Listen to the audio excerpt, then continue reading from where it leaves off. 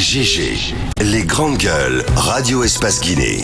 Notre démocratie, la démocratie guinéenne, qualifie de basse intensité le fait que ces hommes, quand ils sont dans l'opposition, font d'abord semblant d'en avoir pris conscience, puis font l'inverse de ce qu'ils avaient promis une fois arrivés au pouvoir. Restons vigilants, car le pouvoir, c'est vous, le peuple.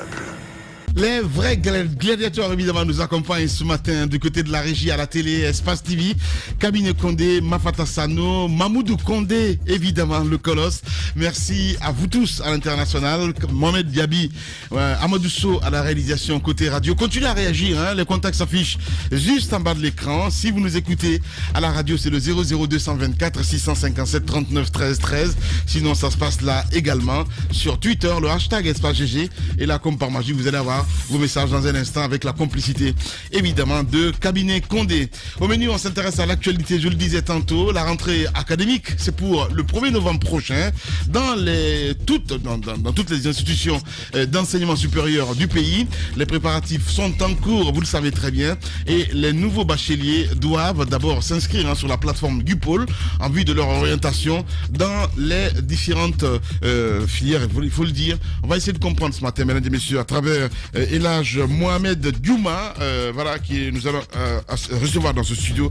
Il faut le rappeler, il est le président de la Chambre représentative de l'enseignement supérieur privé. Il sera avec nous ce matin dans cette émission Les GG sur Radio Espace Guinée. Très nombreux ce matin à réagir et surtout à nous envoyer vos messages sur le Twitter entre autres, mais aussi par SMS au 657 39 13 13. Nous allons essayer de partir avec quelques messages que vous avez bien voulu laisser là. Le premier qui nous écrit: bonjour les GG, vous êtes vraiment la voix des sans voix. J'ai payé ma facture EDG par Orange Money. On me l'a ramené comme impayé. J'ai payé 3 autres factures qu'on m'a ramené comme impayé. C'est fini. Je ne paierai plus la facture avant d'y voir plus clair. Il veut dire à notre ami Abdoulaye Barry de Koza qui nous envoie ce message. On reste dans le sillage. Lui, il est à Mamou. Il nous écoute là sur 99.7 Espace Mamou. Bonjour les GG. À Mamou d'ailleurs, c'est le pire. La direction de l'EDG est devenue un compteur d'estimateurs. Elle mène. Qu'est-ce qu'il veut dire la direction, ok. Il suffit donc de voir ton lieu de travail pour estimer en tout cas, pour faire la facture. Il veut dire nous n'avons pas de compteur dans un cabinet de soins, mais c'est nous qui consommons 100 kWh chaque mois. Pas de variation, vraiment c'est de l'arnaque. Atnas Kamano depuis Mamou qui nous envoie ce message. On reste avec cet autre également qui nous écrit: bonjour Lamine, je confirme cette réalité. Je suis victime. En l'espace de 6 mois, ma facture d'électricité est passée de 170 000 à 370 000 et la toute dernière à 2 100 000. C'est quelle escroquerie ça? Voilà, se pose la question. Ce auditeur, malheureusement, qui n'a pas signé. Boy, qui nous écrit également: bonjour les GG. Ce problème des DG n'est que l'expression de leur volonté de spolier le peuple pour accroître leurs gains. Voilà, c'est Boy qui nous envoie ce message. Merci. On reste avec cet autre également. Lui, c'est Lounoun Dembaduno depuis Nzérékoré qui nous écrit: vous qui parlez de la cherté des factures, nous, depuis qu'on a annoncé l'arrivée de courant du côté de la Côte d'Ivoire, jusqu'à présent, nous sommes à l'attente. Lui, il est du côté de Zérékoré. Nous partons maintenant à Kamsar, évidemment, à l'intérieur du pays en force ce matin. Bonjour les GG, vous êtes les meilleurs. Le plus gros consommateur d'électricité sont des mauvais payeurs avec la complicité de certains agents DDG. Donc, ce sont les autres consommateurs qui se partagent les frais. Les services de réclamation des clients aussi fonctionnent mal. Les plaintes des consommateurs ne sont pas prises en compte ni traitées. La notion de satisfaction de client est à revoir à EDG. Kadia Touba depuis Kamsar Kori qui nous envoie ce message. Très très nombreux ce matin à réagir évidemment par SMS au 657 39 13 13. Nous allons partir maintenant évidemment avec ces auditeurs. Ils sont très nombreux à réagir. On y va avec Afamoussa Makadabi, fidèle au poste, qui nous écrit ce matin. Qu'est-ce qu'il dit, Afamoussa? Bonjour Lamine, bonjour à toute l'équipe. Tamba a trouvé la phrase: les agents des DG sont des provocateurs de panne dans nos quartiers. C'est eux les véritables sources des incendies. C'est à cause de tous ces péchés sur les pauvres citoyens qu'ils sont stagiaires à vie à l'EDG. EDG, ils augmentent nos factures. Pendant ce temps, son DG est payé à plus de 80 millions et plusieurs autres cadres payés à plus de 50 millions. Afamou Samaka qui nous donne cette information ce matin. On reste toujours du côté du parti jaune, EDG, plutôt RPG Arc-en-Ciel, avec cet autre également qui nous écrit « Bonjour El Girassi et bonjour à toute l'équipe. Les travailleurs d'EDG exagèrent, surtout dans la commune de Matoto, vivement un toilettage à la direction générale. » Sinani, du côté de RPG Arc-en-Ciel, qui nous envoie ce message. Malik, qui nous écrit également, Malik Marcel Bangoura, du côté de Sabari FM.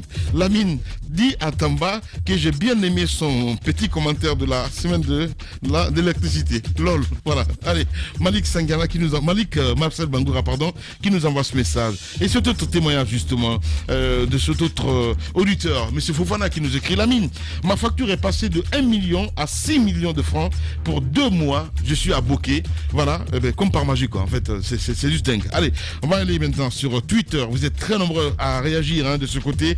La communauté Twito, évidemment, avec Moussa Kani français Condé qui nous écrit les factures augmentent à chaque fin de mois. Exceptionnellement, c'est fantaisiste tout ça. C'est là et aussi écœurant que les coupures de ces derniers temps, le CNRD doit jeter donc un regard sérieux sur EDG, car ça a l'air d'un sabotage. Kani Madi français Condé qui nous envoie ce message. On reste avec Moussa le Noble également qui nous écrit sur Twitter. Qu'est-ce qu'il dit, Moussa? Bonjour à toute l'équipe d'EDG. EDG est une société qui n'a aucun état d'âme ou considération pour les pauvres citoyens. Le colonel doit revoir leur situation pour le bien de la République. On reste avec Guinéen Résigné qui nous écrit également sur Twitter. Bonjour à toute l'équipe. Est-ce que vous savez que EDG a émis des factures au mois de septembre après avoir payé celle du mois d'août? Une dame d'EDG Taouya m'avait répondu que c'est une erreur, mais le mal, on nous oblige à payer la facture. Voilà, c'est Résigné, le Guinéen, qui nous envoie ce message. Chakour également qui nous écrit sur Twitter toujours. Bonjour les GG, il faut oser dire les choses. EDG est la plus grosse échec, la plus grosse arnaque, qui veut dire, voilà, dans ce pays. Après, évidemment, le CIL national, cette agence, en plus d'être l'inefficacité, donc se permet des augmentations fantaisistes sur aucune base. Vivement un grand toilettage de ce côté. C'est Chakour qui nous envoie ce message. On reste avec Youssef Kaba également sur Twitter qui nous écrit bonjour les grandes gueules. EDG a effectivement envoyé des agents dans les familles pour récupérer donc des anciennes factures. Cette surfacturation vise certainement à combler le gap financier créé par l'augmentation démesurée donc et injustifiée des salaires du DG et d'autres responsables de l'entreprise. Hashtag espace GG. On reste avec Tierno Adilus Lombé également qui nous écrit sur Twitter. Il est vrai que le colonel Doumbouya ne peut pas tout régler, mais le cas EDG, il faut qu'il fasse un audit spécial dans ce secteur, il veut dire, budgétivore. Et actuellement, le profit qu'ils font sur le dos de la population est plus que de Nabae Gate. Voilà, c'est un auditeur évidemment qui nous envoie ce matin sur Twitter. On reste dans le sillage avec Seikoumar Bolé également sur Twitter qui nous dit bonjour les GG. Je pense qu'EDG nous doit des explications par rapport à cette augmentation parce que c'est incompréhensible avec toute cette coupure d'électricité qui continue à augmenter les factures le jour au lendemain. Qu'est-ce que je veux dire voilà, tout cet argent investi pour rien. C'est Koumar Bolé qui nous envoie ce message. On reste avec Paté Kourou Diallo également qui nous écrit bonjour les GG. La communication est un outil indispensable dans la gestion. EDG est une société qui communique peu. L'État doit repenser ce secteur. La gestion humaine et financière laisse à désirer. Espérons qu'on va tout remettre à niveau pendant cette transition. Évidemment, notre ami Paté Kourou Diallo qui nous envoie ce message. Nous partons maintenant en France avec notre ami Lucien Blémou qui nous écrit. La communication n'est pas la variante d'une faute expressément commise, eh bien, il faut l'appliquer en amont. Et DG doit, dans sa communication, adopter une stratégie pédagogique avec les éléments de langage qu'il faut et la transparence. Chaque réforme a une chance d'être suivie. #espace GG. Tiengano Tamba Ambroise qui nous écrit également sur Twitter. Bonjour les GG. Bonjour à toute l'équipe. Lamine, l'affaire des stagiaires qui ont fait 10, 20 ans, même 30 ans de stage est vraiment réelle. Ça existe très bien en Guinée, mais cette situation ne concerne pas que DG. Eh bien, il existe dans beaucoup d'entreprises de la place. Merci beaucoup notre ami Tiengano qui nous envoie ce message. On reste avec Souma Dibril Massiré également qui nous écrit. Bonjour les GG. Il faudrait que les nouvelles autorités revoient donc la gestion de l'électricité en Guinée en créant donc de la concurrence dans ce secteur, comme le disait d'ailleurs Ibrahim Bantankoba. On reste avec Abdoulaye Diogobari, un dernier, qui nous écrit la gestion du secteur énergétique en Guinée laisse à désirer. Les responsables de zones qui ont déposé donc les factures ne savaient même pas comment expliquer aux clients de cette augmentation sans communication. Dommage, c'est évidemment le dernier auditeur qui nous envoie ce message. On va rester dans le sillage, mesdames et messieurs. Continuez à réagir un peu plus tard, évidemment. On va revenir sur quelques messages que vous avez bien voulu laisser avec sur nos différentes plateformes, j'ai envie de dire. Daouda, on s'intéresse à ce autre sujet, mon cher ami. Déguerpissement, donc, à la casse, la colère des occupants. J'ai suivi ça hier un petit peu sur Twitter. Oui, effectivement, sur Twitter et sur Espace TV également, parce qu'on y avait des reporters qui sont allés. Alors, et vous savez, quand le coup d'État est intervenu, il y a eu beaucoup de mesures qui ont été annoncées, mais aussi des communiqués qui sont sortis pour alerter par endroit sur un certain nombre de faits, notamment l'occupation anarchique des artères. Et aujourd'hui, c'est une opération qui avait commencé avec le régime défunt, le régime d'Alpha Condé, et ça fait beaucoup de bruit. On a vu du côté du Breka la sortie, cette sortie, je ne sais pas comment la qualifier, du Premier ministre, chef du gouvernement à l'époque, Kassori Fofana, qui a dit qu'il n'était pas informé qui avait donné l'ordre de procéder au casse. Effectivement, ouais. Alors que tout cela a été décidé du côté du Conseil des ministres et le ministre et les gouverneurs et ainsi de suite sont allés sur le terrain pour les déguerpissements et pour les casses. Et que le Premier ministre dise qu'il ne savait pas d'où venait l'ordre, on a trouvé cela que c'était du populisme. Maintenant, aujourd'hui, les nouvelles autorités qui arrivent ont trouvé qu'il est nécessaire de passer ou de poursuivre ces opérations de déguerpissement.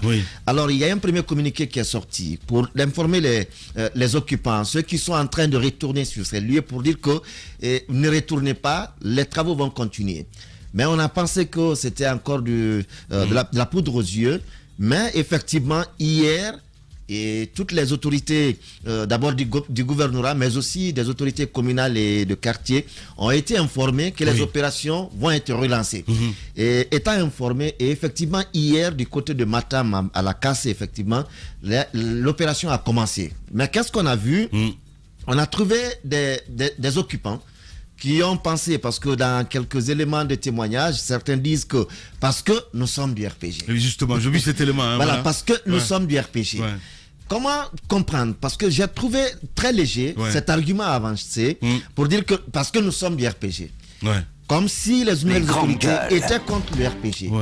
Est-ce que les opérations qu'il y a eu à Matoto, qu'il y a eu du côté de partout quand même, il faut le rappeler, partout à Conakry, mais aussi une partie de l'intérieur du pays, à Koya, à Dubreka, à Boké, partout dans le pays, il y a eu des opérations où on a demandé aux citoyens de libérer les emprises, de libérer les lieux qui étaient qui étaient des lieux qui appartenaient à l'État. Alors cela a été fait. Aujourd'hui, qu'on vienne à la casse, parce qu'avec Alpha Condé, Ibrahim Kourouma est venu de l'autre côté, on nous a appris même que il y a quelqu'un qui a porté la main sur, ou qui a tenté de porter la main sur Mathurin Bangoura, et qu'on veuille dire aujourd'hui, on vient déguerpir parce que nous sommes du RPG. J'ai trouvé cela très léger, et je ne pense pas que ce soit de cette façon que cette réaction devait être. Et aujourd'hui, je me dis qu'il faut poursuivre. Mais en poursuivant ces opérations de déguerpissement, il faut que derrière ces opérations, que des actions concrètes s'engage. Parce qu'on ne peut pas déguerpir aujourd'hui. La dernière fois, j'en parlais dans ce studio, et du côté de Afia, partout dans la capitale, on déguerpit, on ne fait rien, on ne travaille pas, on n'aménage pas, parce que c'est ce qui a été annoncé, qu'on va aménager des espaces verts et autres, mais on ne fait rien. Et les gens n'ont pas où jeter leurs ordures, ils viennent déverser les ordures là.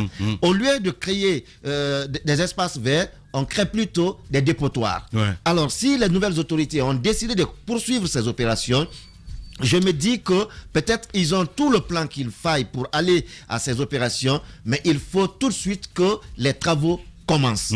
Parce que on ne peut pas déguerpir les gens et laisser le terrain vide. Lorsque vous laissez le terrain vide, ça devient un problème pour le voisinage. Ça Évidemment. je suis pas d'accord avec vous. Alors aujourd'hui, si ils ont engagé, il faut que les travaux se poursuivent pour l'aménagement de ces espaces. Voilà. Allez-y, mon cher Jacques Léo-Aleno. Le Guinéen est quelque peu extraordinaire. Après le coup d'État, tout le monde, en tout cas une catégorie de la population, a estimé que tout ce qui a été fait par le passé était à jeter. Il y a des choses qui ont été faites par le gouvernement Alpha Condé qui avaient du sens. Et effectivement, ces déguerpissements, en tout cas pour certains, avaient été bien appréciés. Surtout les emprises des grandes routes. Ce qui s'est passé hier à la casse, pour ne pas revenir sur ce que Daouda a déjà dit, dire que nous sommes du RPG, c'est pourquoi on nous en veut, c'est pratiquement léger. Surtout qu'il y avait un préavis déjà. Hein. Non seulement il y a un préavis, mais vous-même vous êtes convaincu que vous êtes sur la route. Ce sont des emprises. Vous devez pouvoir les libérer, ne pas attendre que les gens, que l'État vienne, n'est-ce pas, vous le dire avant, n'est-ce pas, de bouger. Vous voyez la route, je crois c'est la transversale 300, la transversale 4, c'est de Sangoya à Anko 5. Lorsque vous êtes au marché, l'État a quand même investi, on a construit des murets pour obliger, n'est-ce pas, tous les vendeurs à rester, n'est-ce pas, de l'autre côté. Sur un périmètre, mais ils sortent, ils occupent la route. Si vous arrivez sur les lieux, vous allez vous poser la question, mais qu'est-ce qui se passe? Il n'y a pas de bouchon. Les grandes gueules. Au carrefour d'Anko 5, il n'y a rien. Mais pour dépasser, n'est-ce pas, le marché, c'est totalement difficile. C'est vrai que l'État doit pouvoir sévir, mais on ne doit pas attendre la force à tout moment. On doit se dire que ça, c'est pas normal. C'est le civisme. Voilà, c'est le civisme. On doit pouvoir se dire ça. Ça, c'est pas normal. On doit pas quitter. Moi, j'encourage les opérations qui ont démarré. Je crois qu'il n'y aura pas d'excès, qu'on ne va pas toucher, comme ce fut le cas d'Ibrahima Kourouma, les bâtiments qui n'étaient pas concernés, qu'on va tout simplement demander à ceux qui sont sur les voies publiques de les libérer tout simplement pour que la circulation soit aérée. Voilà. Jacques Léo-Aleno, allez-y mon cher Diba. Je me souviens qu'un ministre avait dit à l'Assemblée il y a encore quelques mois qu'on ne savait pas qui a donné l'ordre à ce qu'on casse. Et lorsque cela a été dit, oui, c'était Kassouri. Oui, Kassouri. Donc lorsqu'il a dit, moi ce jour j'étais à l'Assemblée, j'étais effectivement dans la salle, tout le monde quand même était ébahi. Maintenant, vous cassez, vous ne faites rien. Sachant, connaissant les Guinéens, si vous cassez, vous ne faites rien. On l'avait dit dans ce studio, les gens 2 mois après ils reviendront. Et lorsque vous dites qu'on ne sait pas qui a cassé, donc implicitement vous dites aux gens, revenez, l'État n'est pas responsable de ce qui est en train de se passer. Maintenant, ce qui se passe, le président de la transition, c'est un héritage illégitime. Il est obligé de faire avec et de continuer à maintenir oui, parce que illégitime, parce que si des personnes ont pu poser des actes, des personnes ont pu poser des actes, vous êtes le nouvel encore du pays. Maintenant, vous êtes obligé d'assumer et de continuer vraiment à pouvoir quand même maintenir. Oui, c'est ça, c'est ce que je dis. C'est logique. C'est ce que je dis. C'est un héritage légitime. C'est pas illégitime. Quand je dis légitime, au moment des faits, vous n'étiez pas là parce que en tant que président, tout ce qui se passe dans un pays à un instant T, il y a l'imputabilité et la responsabilité. Maintenant, si vous quittez, mais en quoi c'est illégitime? En quoi c'est légitime? Parce que au moment des faits, si ces personnes-là n'étaient pas là, ils n'étaient pas aux affaires. Maintenant que c'est fait, non, vous êtes appelé, c'est l'illégitimité là que vous êtes appelé à l'assumer. Vous êtes appelé à l'assumer. Ce sont mes propos, Daouda. Voilà. Donc voilà. Donc vous êtes obligé à l'assumer et à partir. Maintenant que c'est fait, je pense qu'il faut faire avec. Les personnes qui occupent les emprises, il faut les libérer. Ça, on n'est pas obligé de faire une communication. C'est du civisme. Maintenant qu'il y a un autre débat qui peut être structurel, c'est la position géographique des marchés. Parce que si on amène les marchés au bord des routes, ça veut dire dans un pays où on n'accepte pas du tout de libérer les emprises, il faut commencer à penser à délocaliser les marchés. C'est vrai que le plan cadastral de Conakry a du travail à faire à ce niveau, mais à un moment donné, il faut penser à délocaliser les marchés. Ce n'est que dans ce pays, on voit souvent, on amène les marchés au bord de la route, ça fait que les femmes se déplacent, les vendeurs ambulants, tout le monde vient. Regardez aujourd'hui au niveau de 36. Il y a des mois, c'était libre, mais aujourd'hui, c'est un embouteillage terrible à ce niveau, tout le monde encore est venu. C'est dans les gènes, c'est dans les pratiques. Mais une fois encore, il faut que l'État aussi pense à délocaliser les marchés et à les enlever au bord des routes. Djiba Milimono, allez-y, mon cher Moussa Moïse, vous avez suivi? Oui, j'ai suivi. Je pense que on a pu entendre déjà que c'était un règlement de compte. Je pense qu'il faut sortir de cela. Dubreuil aurait pu dire la même chose, on aurait compris. Voyons aurait pu dire la même chose, on aurait compris, parce que là, ce ne sont pas les encombrants physiques sur la voie publique qui ont été touchés. Ce sont des domiciles privés qui ont été fendus, balafrés, parce que je me rappelle encore de l'étage dont nous parlions hier, qui se trouve juste au niveau de, après le carrefour de Dubreuil. Ce monsieur a vu son bâtiment complètement fendu. Je pense que ces personnes-là sont des victimes. Mais pour ceux qui consistent à quand même dégager la voie publique de ces encombrants, je pense qu'il n'y a absolument aucun règlement de compte à ce niveau. C'est plutôt une action vitale. Prenez 16 heures. Allez-y au niveau de la bretelle qui quitte Sangoya pour monter jusqu'à Anko 5. Le petit marché qui est là où il y avait l'entreprise Anko 5. Oui. Mais c'est incroyable. C'est le marché qui vient vous agresser. C'est pas vous qui partez au marché. C'est-à-dire que il y a des débordements. C'est incroyable. C'est-à-dire, vous avez les murets, mais ces murets ont disparu de par l'action de ces vendeuses et de ces vendeurs. Pas que, parce que c'est encouragé aussi. Je parlais de ça avec qui hier soir, à dire, je ne comprenais pas en fait quand vous venez le matin, ces badauds là qui donnent des tickets aux taxis et tout ça, mais c'est eux les arnaqueurs dans les marchés, Moussa. Il faut les dénoncer, c'est important. Oui, parce qu'il y a une complicité quand même au niveau des marchés. Oui, pour les gestionnaires de marché qui reçoivent de l'argent payé par ces dames. Ils appellent ça des quittances. Exactement. Mais je comprends même lorsque vous pesez, même lorsque vous pesez, pas très souvent. À la mairie. Pas très souvent. Je ne pense pas. Pas très souvent. Il y a les administrateurs de marché. Vous êtes au courant de ces altercations qu'il y a eu. Mais ce sont des les administrateurs. Oui, dans les conditions normales, les administrateurs de marché, une bonne partie de cet argent va à leur niveau. Dans les conditions normales. Exactement. Pour gérer tous ceux qui interviennent dans le. Ça paye bien, parce que c'est à 4h du matin à 3h. Enfin, je trouve ça bizarre. Même lorsque ces bonnes dames posent une assiette quelque part auprès du marché, vous payez quelque chose. Même une simple assiette, vous payez quelque chose. Donc j'estime que l'action de la casse, la casse n'a pas été touchée lorsqu'il y avait cette opération d'envergure. Sans seulement qu'on aurait pu parler de 2 poids 2 mesures. Mais si vous êtes quand même sur l'emprise de la voie publique, c'est normal que vous soyez touché. Maintenant, ce sur quoi il faudrait s'attarder, et pour inviter le CNRD à faire différemment. C'est lui en fait, à l'antenne qui disait ils étaient victimes. A fait différemment de l'autre, comment ça s'appelle, du défunt régime, c'est quand on dégage, il faut occuper, il faut aménager. C'est important. Il ne faut pas dégager juste pour dégager, parce que la nature a horreur du vide. Lorsque vous laissez l'espace vide pendant 1 mois, 2 mois, 3 mois, vous verrez que les anciennes habitudes vont reprendre.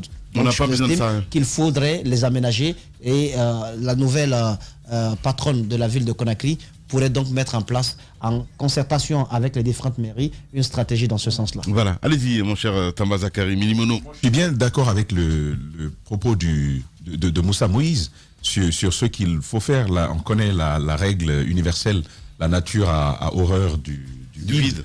Vous libérez tout ça. Déjà qu'il y a un problème. La plupart des Guinéens évoluent dans l'informel.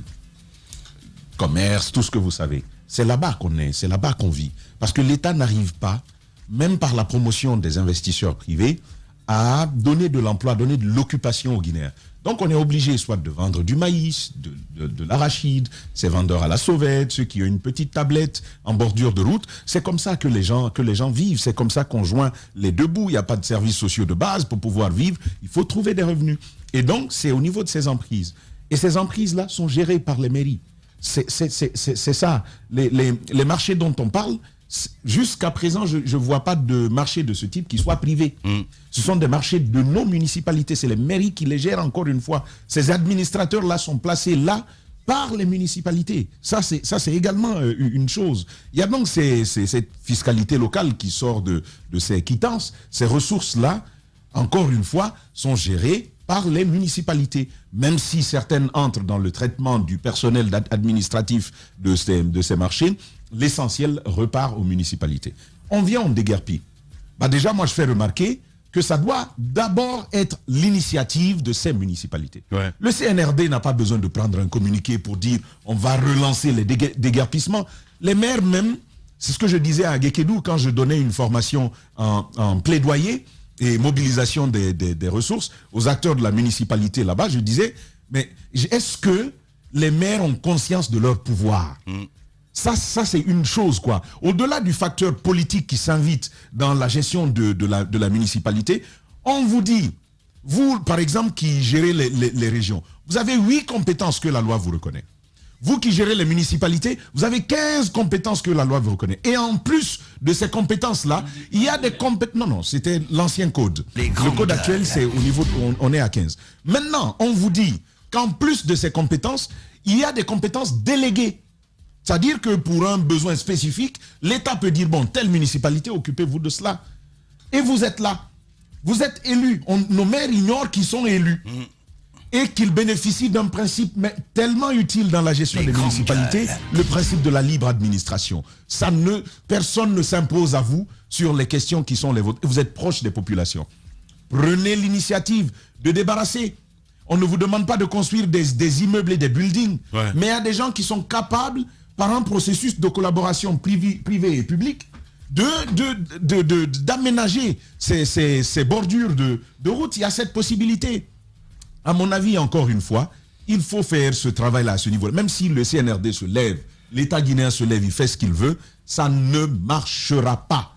Premièrement, parce qu'au niveau urbanistique, à l'échelle des collectivités, il n'y a pas de prévision qui permette aux gens de dire, bon, vous, voici un espace qui vous est dédié pour vos activités. Il n'y a pas cela, il n'y a pas une telle organisation. Mais de l'autre côté, les municipalités elles-mêmes n'envisagent rien. Tout ce qu'elles ciblent, c'est les revenus des marchés, là. Comment je vais mettre carburant dans ma voiture. On n'a même pas regardé notre mairie où elle est.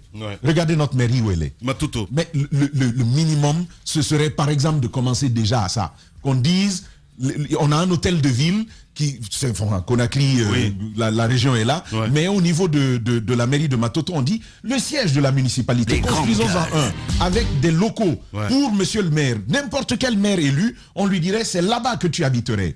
C'est là-bas ton lieu. Et ce serait un bel espace où il y a les services, mais où il y a l'habitation de monsieur le maire aussi. C'est un début d'action qui n'est pas compliqué à réaliser. C'est pas compliqué du tout à réaliser. Malheureusement, encore une fois, il faut que nos maires et leurs conseillers prennent leurs responsabilités parce qu'ils ont un véritable pouvoir de développement, le pouvoir le plus important d'ailleurs, parce que c'est lui qui touche directement les communautés au plus bas niveau. Bien.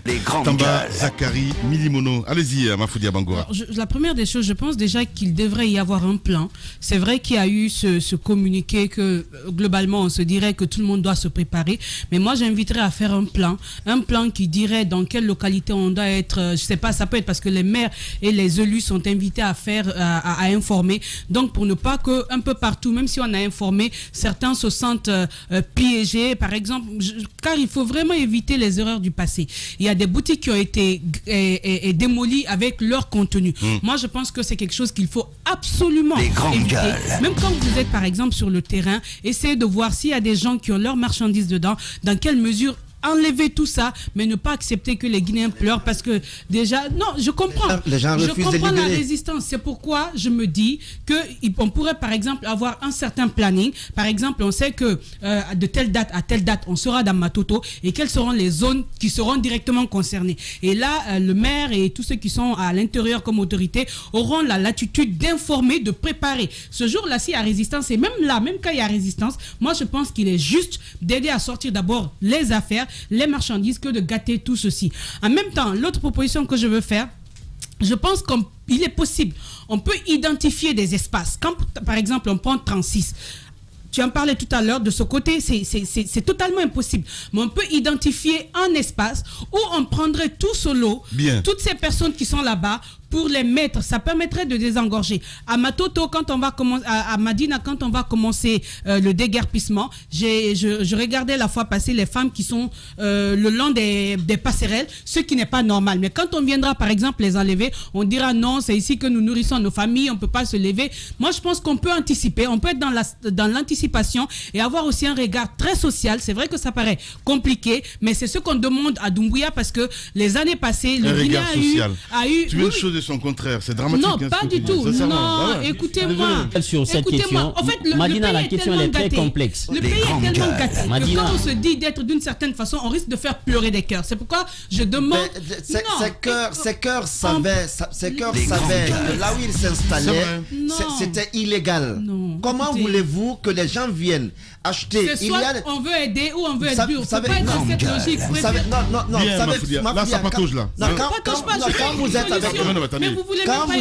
Quand vous êtes avec des vendeuses, vous minimisez le problème. C'est qu'il y a des immeubles aujourd'hui qui sont construits sur ces endroits qui savaient quand même qu'ils construisaient sur des endroits qui ne leur appartenaient pas. Si tu m'écoutais, tu comprendrais. On est tous d'accord aujourd'hui que Conakry est laide. Il y a besoin de prendre des décisions drastiques. Mais en même temps, ces décisions-là, c'est pour et contre des Guinéens. Maintenant, parallèlement, qu'est-ce qu'on peut faire pour ne pas qu'il y ait trop de pleurs? C'est dans ce sens, je dis, qu'on peut anticiper, qu'on peut trouver des espaces pour relocaliser. Et en même temps, la dernière proposition, c'est par exemple de commencer à veiller sur la construction des immeubles le long des routes. Parce qu'aujourd'hui, les gens construisent des immeubles avec de petites boutiques qui, par le temps, deviennent des endroits assez fréquentés et après, la route n'est plus la route, elle devient, je sais pas, un petit marché. Donc, il y a ce petit regard qu'on doit se permettre de faire. Il ne faudrait pas, en tout cas, qu'on commette les erreurs du passé. C'est ce que je demande à l'équipe de Doumbouya. Voilà, allez, à venir avec notre invité, Elhaj Mohamed Djouma, qui va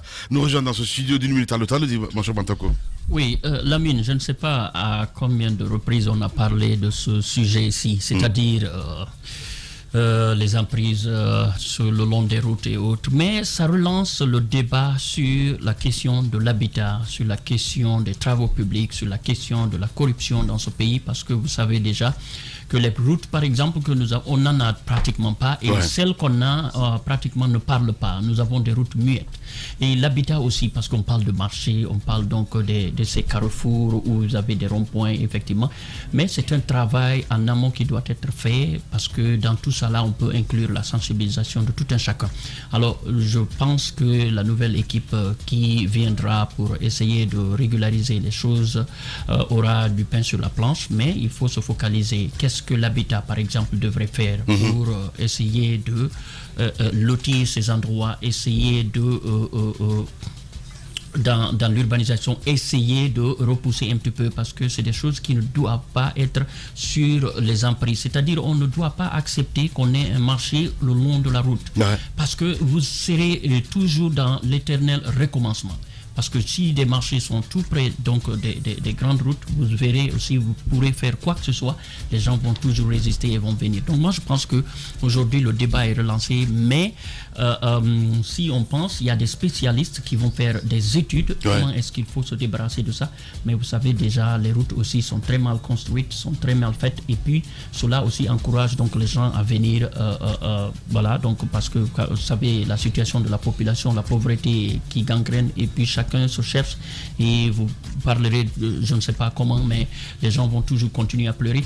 Mais tout ça là, si la corruption, on essaye d'essayer d'endiguer un petit peu, parce que ces collectivités, ce sont des gens qui viennent prendre de l'argent des pauvres citoyens et effectivement mettre dans leur poche, parce que on utilise le cash, et vous savez, ça dépend de la tête donc voilà, du citoyen en face. Évidemment. Et donc les prix varient dans ce sens. Moi je pense que beaucoup de choses restent à faire, mais il faudrait d'abord penser à des spécialistes qui vont venir essayer de trouver qu'est-ce qu'on pourrait faire pour au moins réduire ces situations-là. Et dans ce cadre-là, quand une étude est faite, du côté de l'urbanisation, du côté de l'habitat, du côté des travaux publics, moi je pense que des solutions vont sortir à ce niveau.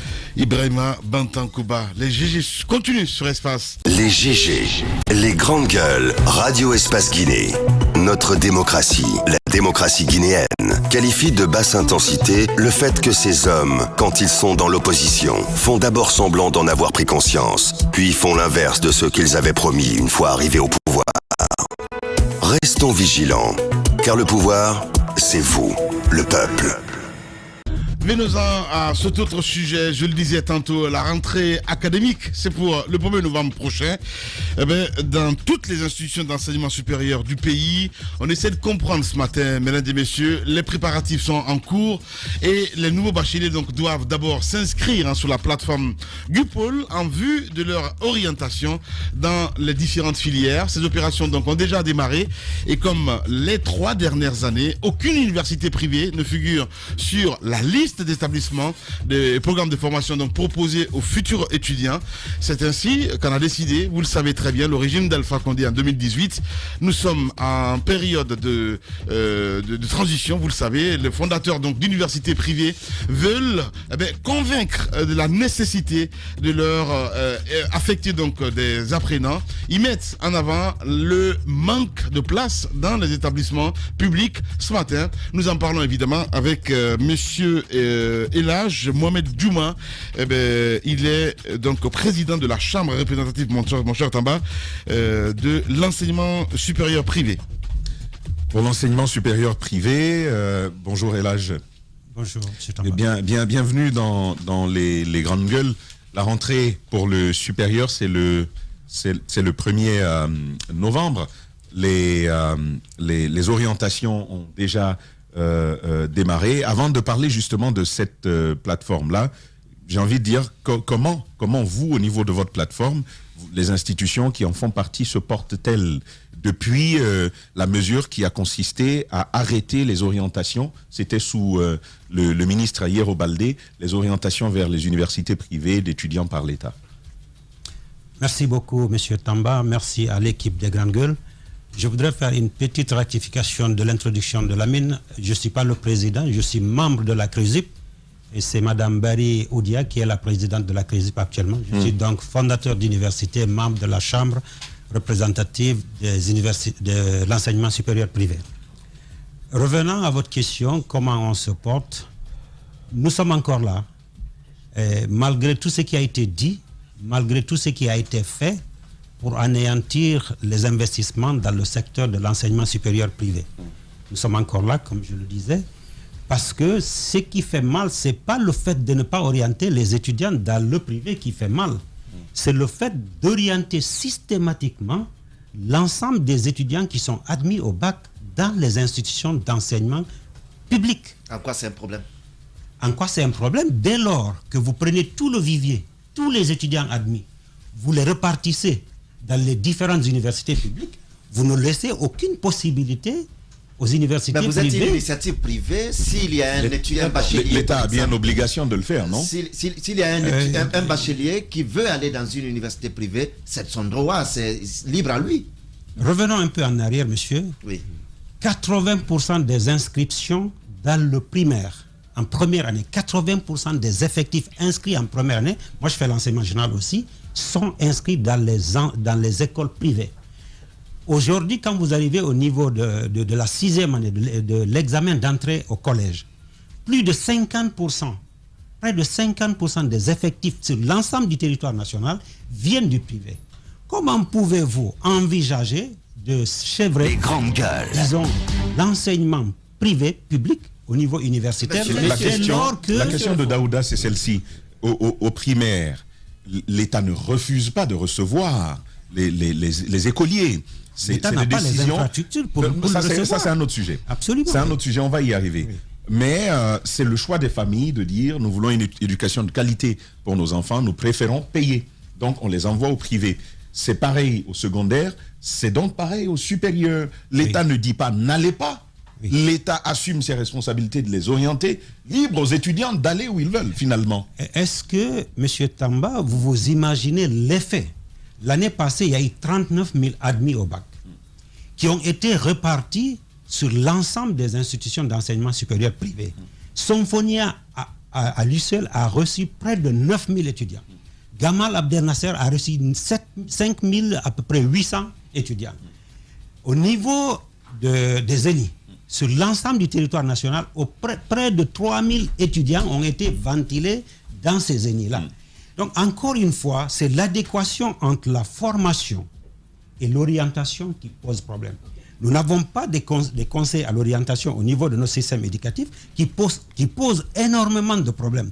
Un enfant qui va jusqu'à faire le baccalauréat, pour lui, il a fait le baccalauréat pour aller vers une formation supérieure scientifique. Alors, parlons du droit de l'État guinéen. Le droit, si on sent qu'on a les capacités de garder l'ensemble des étudiants au niveau du public, qu'est-ce que vous en faites? Madame, je suis au regret de vous dire, malgré toute la campagne de désinformation, de stigmatisation qui a été faite aux universités privées, le procès qui a été fait, malgré le refus systématique d'orienter les étudiants dans le public, aucune infrastructure publique n'a vu le jour, aucune amélioration de la qualité. Non. La question c'est d'abord le droit. Est-ce que vous reconnaissez que l'État a le droit et l'État a même l'obligation d'orienter les étudiants dans le public? C'est de ça la responsabilité. Pas tous les étudiants. Dans le monde entier, il y a ce qu'on appelle... Vous refusez cela à l'État? Je ne refuse pas. Il y a dans quel pays vous avez connaissance de l'obligation pour l'État de partager les étudiants avec le privé? Est-ce que vous avez suivi le communiqué du vendredi qui a indiqué que pour l'accès à certaines filières d'information, il y a une moyenne qui est exigée. Dans le monde entier, l'accès, il y a la capacité qu'on appelle la capacité d'accueil.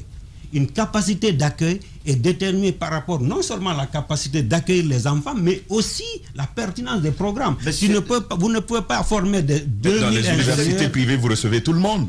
On ne reçoit pas tout le monde. Non, si on connaît comment ça fonctionne, il y a des gens... Je suis désolé. Non, mais monsieur, je vais vous dire, pour la vôtre, je ne sais pas ce qu'il en est. Pour la vôtre, je ne sais pas ce qu'il en est. Mais il y a des gens qui n'ont jamais eu le bac et qui se sont retrouvés à l'université en Guinée. Et c'est dans le privé. La seule condition, c'est qu'ils payent. Encore une fois, je suis désolé de dire que je ne suis pas d'accord avec vous. C'est une réalité. Je suis désolé, Madame Foudia, de vous dire que quand le gouvernement avait décidé de faire une collaboration, de faire un partenariat avec les universités privées, il a été conclu un partenariat basé sur l'orientation des étudiants dans le privé en fonction, disons, d'une liste. Deuxièmement, il y a eu ce qu'on a... Un partenariat, si vous permettez, un partenariat implique des responsabilités de part et d'autre, des engagements de part et d'autre. On a vu les dérives qui en sont sorties.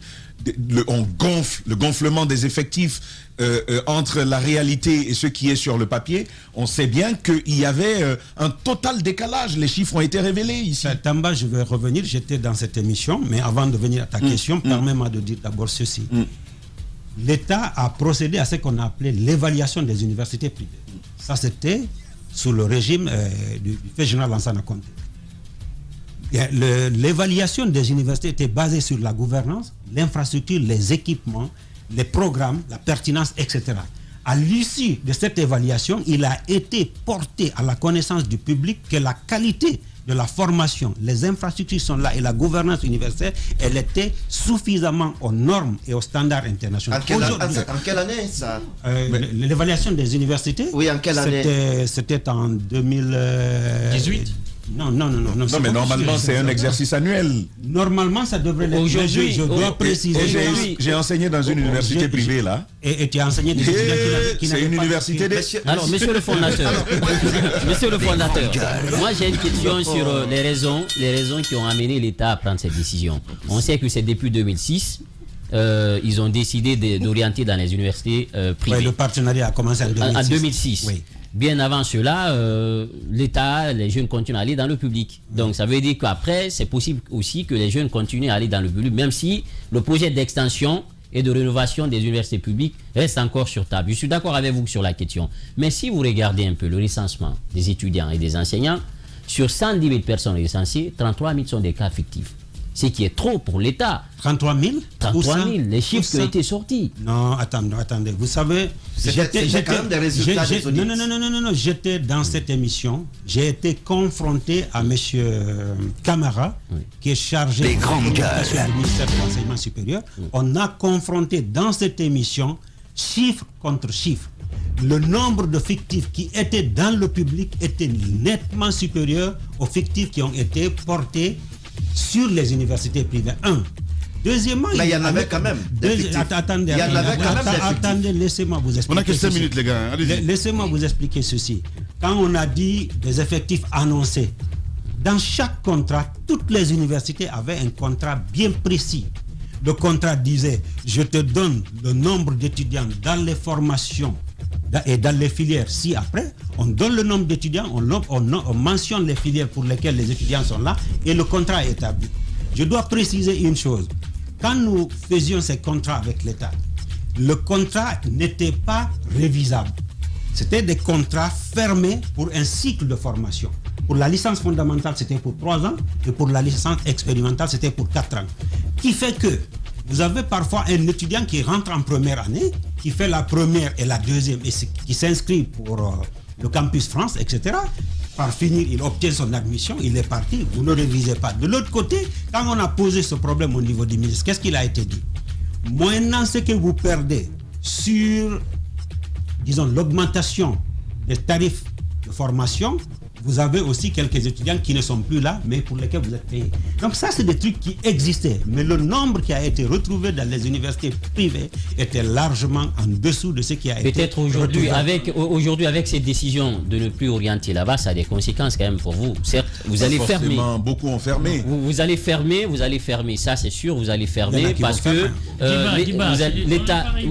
Oui, juste une question. Il y a déjà une question que tu avais posée en amont, c'est-à-dire puisqu'il y avait un contrat avec l'État pour orienter certains étudiants vers les universités privées. D'abord, qu'est-ce qui a prévalu? Pourquoi l'État a cessé donc d'honorer ses engagements? Et secondo, qu'est-ce que vous avez fait depuis cela pour faire face à l'État pour que la situation change? Est-ce qu'aujourd'hui on peut penser à la revue, donc, parce que aussi les frais d'inscription au niveau des universités privées, vous le savez déjà avec le problème de la situation des populations guinéennes, est-ce qu'il y a déjà quelque chose qui est fait dans ce sens-là pour essayer d'alléger? Et terminons avec cette campagne d'inscription. La rentrée, c'est pour bientôt. C'est quoi votre message finalement? Est-ce que vous espérez... Voilà. Pourquoi l'État a rompu? Encore une fois, l'État est libre d'envoyer des étudiants au privé, tout comme ils peuvent ne pas envoyer. Ça, c'est un fait.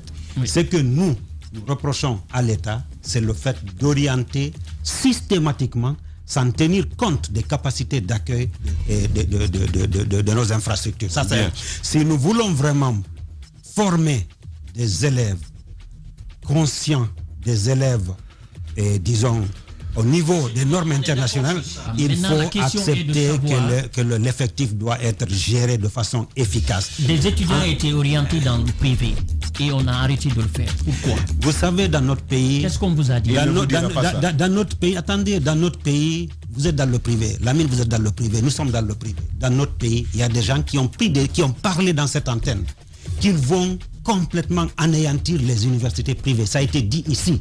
J'ai mémoire. Il y a des gens qui n'ont jamais voulu investir dans ce pays pour aider les populations guinéennes, qui sont jaloux des investissements des autres. Quand ils vous voient investir dans un secteur et le réussir, on essaie de te lancer tellement d'amalgame. Qu'est-ce que l'État vous a dit? Pourquoi l'État ne voudrait plus orienter donc les étudiants dans le pays? On n'a jamais reçu cette réponse. Ça n'a jamais par ailleurs été dit dans notre studio par un individu qu'il allait éteindre les universités, privées.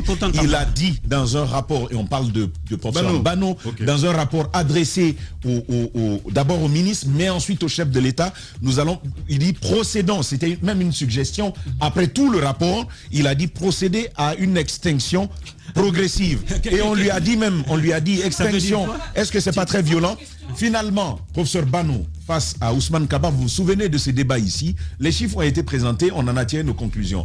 La question aujourd'hui, on est sur les enregistrements. C'est quoi le message? Vous attendez quoi? Sans l'État, vous ne vivrez pas? Les universités privées ailleurs font appel à des étrangers. Pourquoi cette partie? Nous sommes en train de faire ce que nous devons faire. Bien. Nous sommes en train de qualifier nos infrastructures, nous sommes en train de qualifier notre personnel, nous sommes en train de travailler sur des programmes innovants, nous sommes en train de faire de la publicité pour attirer les étudiants qui aimeraient s'inscrire dans nos universités pour suivre une formation de qualité. Merci beaucoup en tout cas d'être passé ce matin chez nous. Monsieur Djouma, évidemment, était notre invité ce matin. Merci à Mohamed Diaby, à Amadou Sow ici à la radio, à tous nos techniciens en régie, à la télévision, Kabine Kondé, Mamoudou Kondé, Mafata Sano, toute l'équipe. Demain, Zachary Tamba Milimono, vous le retrouvez évidemment ici, dans cette émission. Et bien sinon, on se donne rendez-vous lundi, si tout va bien. Prenez soin de vous. Au revoir.